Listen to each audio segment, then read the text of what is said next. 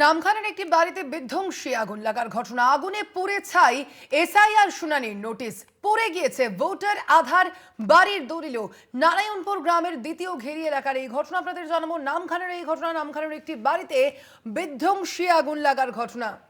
SIR শুনানির notice পর্যন্ত পুরো ছাই হয়ে গিয়েছে। পড়ে গিয়েছে ভোটার কার্ড থেকে শুরু করে আধার কার্ড, বাড়ির দলিলও। নারায়ণপুর গ্রামের দ্বিতীয় ঘেরি এলাকার এই ঘটনা আপনাদের জানাচ্ছি।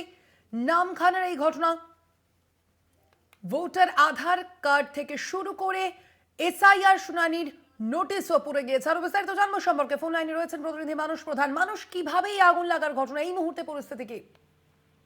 দেখো স্বর্ণালী, যে হঠাৎই যে বিধ্বংসী আগুনে পুড়ে যায় সম্পূর্ণ বাড়ি সহ যে এসআইআর এর নোটিশের যে হিয়ারিং দিয়ে আসার পরেই যে কাগজ জমা ছিল, সেই জমা কিন্তু দেওয়ার পরেই কিন্তু সেই কাগজ সহ বাড়ি সম্পূর্ণ ভস্মীভূত হয়ে যায়।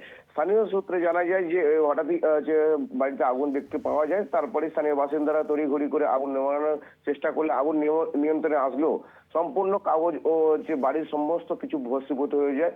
তারা কিন্তু দিশেহারা গত 19 তারিখে তারা কিন্তু যে বাড়ির 5 জনেই কিন্তু এসআইআর হিয়ারিং এ দেওয়ার পরেই তাদেরকে যে নোটিশের কাগজপত্র দেওয়া হয়, কাগজপত্র দেওয়ার পরে তাদের সমস্ত কিছু ওই আগুনে পুরো ভস্মীভূত হয়ে তারা দিশেহারা হয়ে যায়।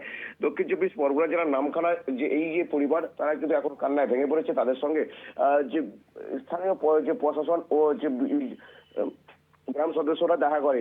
তবে যে গোটা ঘটনায় তদন্ত চালাচ্ছে কাকদ্বীপ থানা ও নামখানা থানার পুলিশ।